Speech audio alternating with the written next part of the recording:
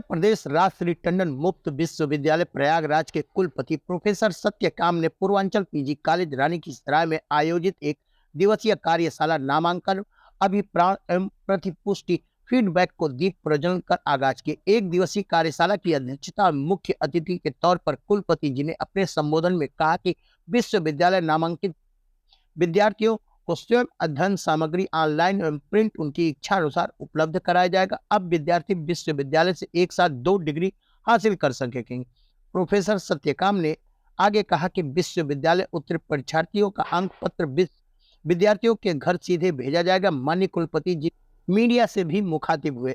इस एक दिवसीय कार्यशाला आजमगढ़ मंडल के करीब 50 प्राचार्यों एवं अध्ययन केंद्र के समन्वयकों ने प्रतिभाग किया। कार्यक्रम का संचालन अजीत कुमार मिश्रा ने किया तथा कार्यशाला में आए सभी अतिथियों एवं प्रतिभाग लिए समन्वयकों को डॉक्टर प्रेम प्रकाश कुशवाहा क्षेत्रीय समन्वयक ने स्वागत अभिभाषण दिए। नामांकन प्रक्रिया के विषय पर विस्तार से प्रवेश प्रभारी प्रोफेसर जेपी यादव ने किया तथा समन्वयक द्वारा पूछे गए परीक्षा से संबंधित सवाल का उत्तर परीक्षा निगृहतक डॉक्टर श्री डीपी सिंह ने दिया। पूर्वांचल पीजी कॉलेज रानीखेसराय के प्रबंधक डॉक्टर पवन कुमार मिश्रा ने धन्यवाद ज्ञापन किया।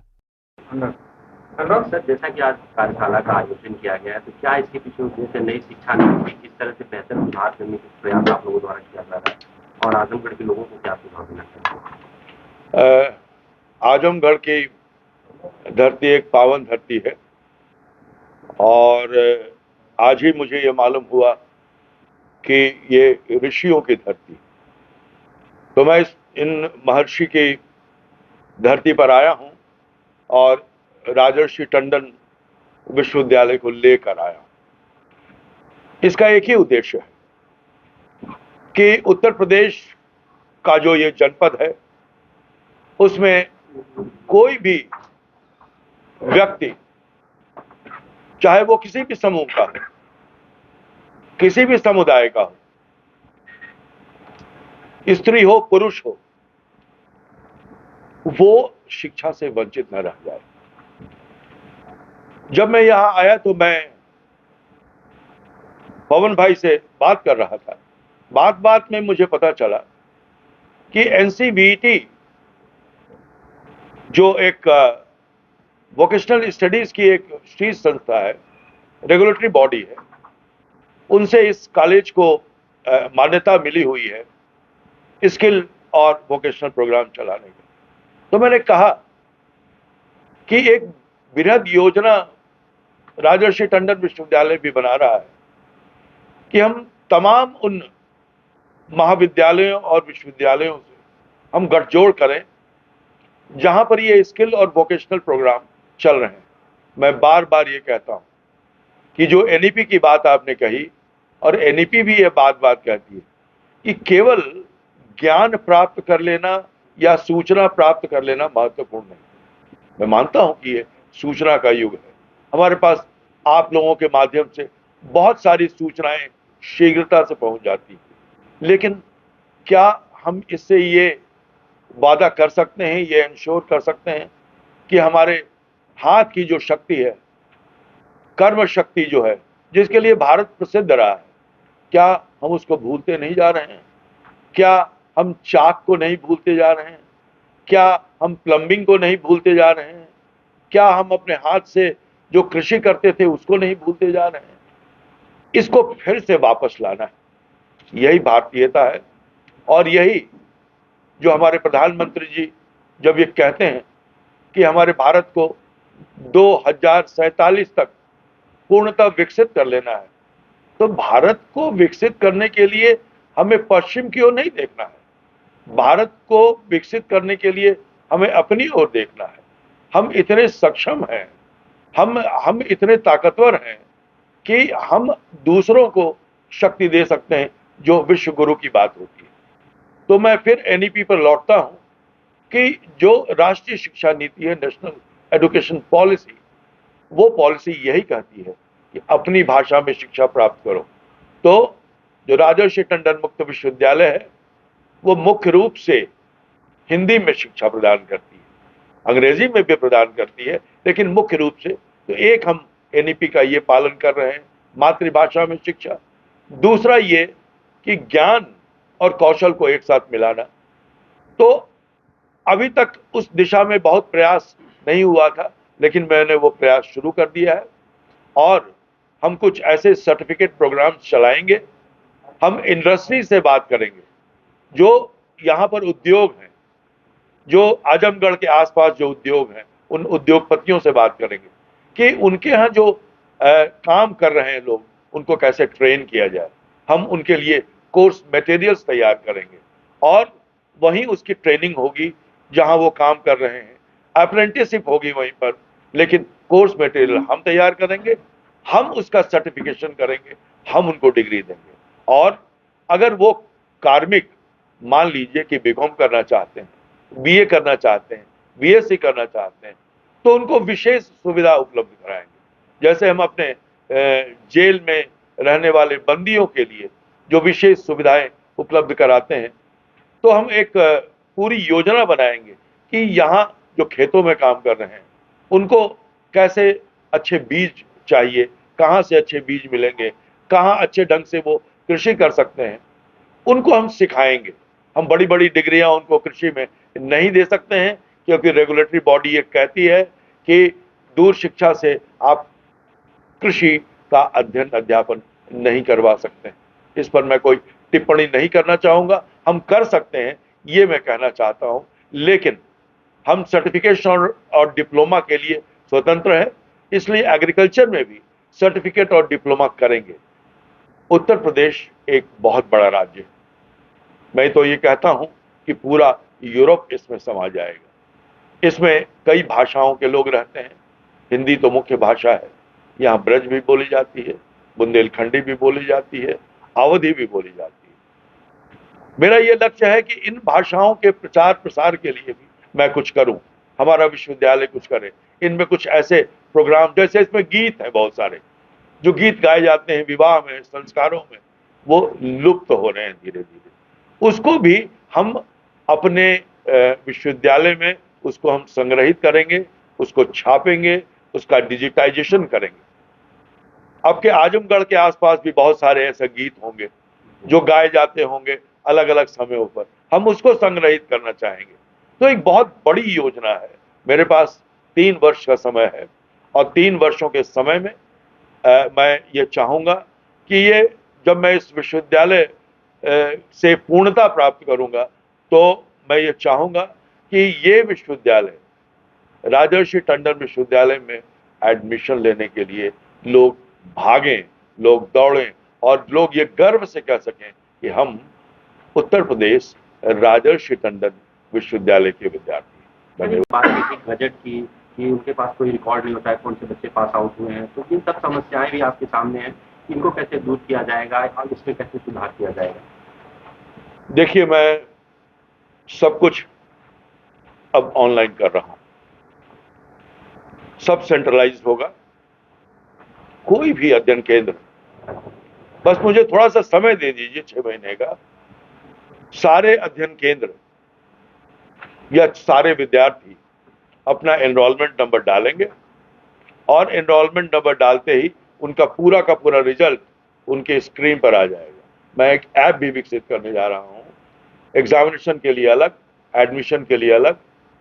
आप जानते हैं कि व्यक्ति को दिन भर 3 जून खाना नहीं मिले, लेकिन उसके पास मोबाइल फोन, स्मार्टफोन जरूर है। इसलिए हमारे ये इसका मैं उपयोग करूंगा कि मैं ऐप सभी डेवलप करूंगा, कोई भी उसको फ्री डाउनलोड कर सकता है। यूपीआरटीओ का ऐप है। हाँ, यूपीआरटीओ का ऐप आएगा, उसमें वो अपना रिजल्ट देख सकता है, कैसे एडमिशन ले सकते हैं वो एडमिशन देख सकता है, कैसे पढ़ाई कर सकते हैं, और उसमें हमारा स्टडी मटेरियल फ्री होगा। ओईआर, ओपन रिसोर्सेज के कोई भी हमारा स्टूडेंट हो, नहीं हो, किसी भी विश्वविद्यालय का स्टूडेंट हो, भाई साहब का स्टूडेंट हो, वो हमारे स्टडी मटेरियल को पढ़ सकता है, पढ़ के एग्जाम दे सकता है। हम लोग सबको साथ लेके चलना है, अकेले नहीं। सर, एक सवाल विद्यार्थियों के मन में आता है कि और विश्वविद्यालय की होती है, क्या मान्यता जैसे आम विश्वविद्यालय की होती है वैसे यूपीआरटीओ की होती है? लोगों में ये डर होता है कि हम डिग्री तो ले लेंगे, कहीं यूज कर पाएंगे, इसको कैसे सर क्लियर करेंगे? देखिए, ये भ्रम इसलिए पैदा हुआ है कि बहुत सारे जो संस्थान है, मैं नाम नहीं लूंगा, वो लोग बिना यूजीसी और डिस्टेंस एजुकेशन ब्यूरो की मान्यता लिए बिना वो लोग प्रोग्राम चला देते हैं। अभी हमारा बीसीए क्यों बंद हो गया? इसलिए कि वो मानक पर हम खरे नहीं उतरे। कोर्स मटेरियल तैयार करना होता है, उतने शिक्षक होने चाहिए, इसलिए डेब डिस्टेंस एजुकेशन ब्यूरो हर साल 2 बार अपना पोर्टल खोलता है कि आप प्रोग्राम के लिए अप्लाई कीजिए, और हम प्रोग्राम के लिए अप्लाई करते हैं। फिर वो पूरा फॉर्म भरवाता है, देखता है कि आपके पास 5 शिक्षक एक डिपार्टमेंट पे होने चाहिए। तो 5 शिक्षक नहीं होंगे, आपका स्टडी मटेरियल नहीं होगा, सेल्फ इंस्ट्रक्शन किताबें आप भेजेंगे तो वो नहीं करेगा। तो भ्रम की स्थिति उनके कारण पैदा होती है।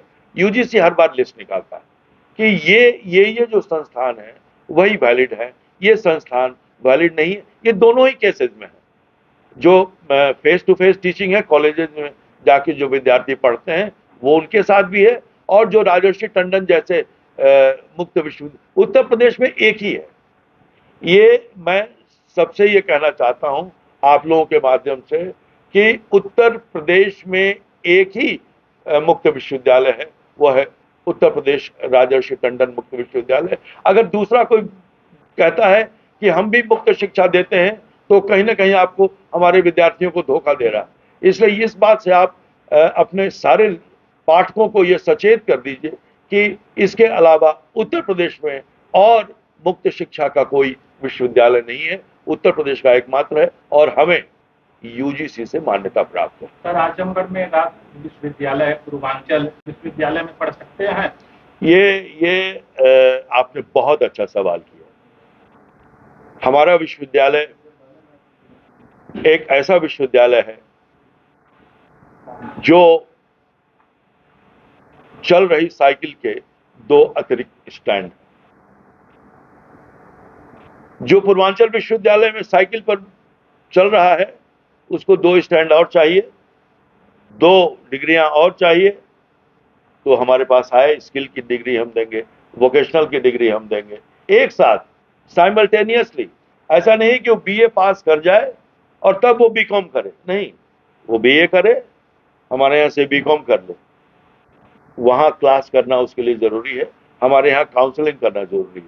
उसमें थोड़ा उसको तालमेल करना पड़ेगा कि जब हमारे यहाँ क्लासेस सैटरडे संडे को चले तो वो आ जाए। लेकिन दूर शिक्षा में कभी भी काउंसलिंग अनिवार्य नहीं होती है। आर्ट्स के स्टूडेंट्स के लिए, कॉमर्स के स्टूडेंट्स के लिए, जो साइंस के स्टूडेंट्स हैं उनको प्रैक्टिकल करने के लिए आना पड़ेगा, क्योंकि नहीं प्रैक्टिकल करेंगे तो सीखे कैसे, और प्रैक्टिकल एग्जाम भी देना पड़ेगा उनको।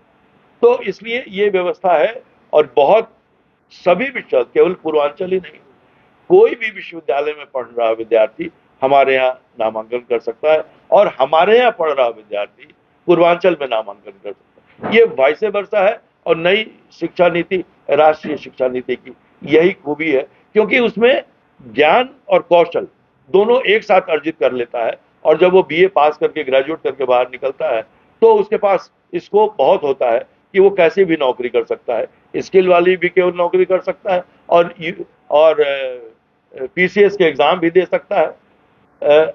हमारे कई विद्यार्थी ऐसे निकलते हैं जो पीसीएस में कंप्लीट करते हैं, बहुत सारे ऐसे। अभी मैं आपको एक यथार्थ की बात बताता हूं। इस बार जो हमारा पहला विद्यार्थी जिसने बीकॉम में एडमिशन लिया है, वह विद्यार्थी एनआईटी का टेक्नोलॉजी का विद्यार्थी है, इंजीनियर है वो, और उसके माता पिता उसे इंजीनियर बनाना चाहते थे, तो उसका एनआईटी में प्रयागराज में एडमिशन करा दिया इलाहाबाद में। उसको इच्छा थी कि मैं बीकॉम पढूं, तो हमारे पास आया। उसने कहा कि हम बीकॉम पढ़ना चाहते हैं, हमारे एडमिशन इंचार्ज ने उसको एडमिशन दे दिया। तो अब वो 2 डिग्रियां एक साथ कर रहा है, वो बीकॉम भी हमारे यहाँ कर रहा है, उसको हमने स्टडी मटेरियल भी दे दिया है कि पढ़ो। तो उसको हमारे यहाँ क्लास तो नहीं करना, क्लास अपना बीटेक वाला वो करेगा कंप्यूटर साइंस का, लेकिन वो हमारे यहाँ करेगा। तो जब 4 साल के बाद निकलेगा तो एक बीटेक की डिग्री होगी, एक बीकॉम की डिग्री होगी, वो अपनी दिशा तय कर सकता है। और अगर वो यूपीएससी का एग्जाम देना चाहता है, या पीसीएस का एग्जाम देना चाहता है, बैंक का एग्जाम देना चाहता है, उसके पास 2 स्किल है, वो किसी भी स्किल में जा सकता है। तो इसीलिए हम अपने विद्यार्थियों को बहुत समर्थ करना चाहते हैं। हम नहीं चाहते हैं कि इस तरह से विद्यार्थियों की भीड़ बढ़े जिनके पास स्किल नहीं हो, जिसके पास एक ही डिग्री हो, 2 डिग्री होगा, दोनों हाथों में लड्डू रहेगा, जो लड्डू खाए। तो इसलिए ये विश्वविद्यालय बहुत समर्थ है और मेरा ये विश्वास है कि एक दूर शिक्षा का विद्यार्थी होने के नाते मेरे पास जो अनुभव है लगभग 4 दशकों का, उस अनुभव को मैं इस विश्वविद्यालय को दे सकूं और उत्तर प्रदेश के लिए और अपने राष्ट्र के लिए अगर संविधा में, इस यज्ञ की संविधा में एक होम भी मैं कर सकूं तो मैं अपने को कृतार्थ मानूंगा।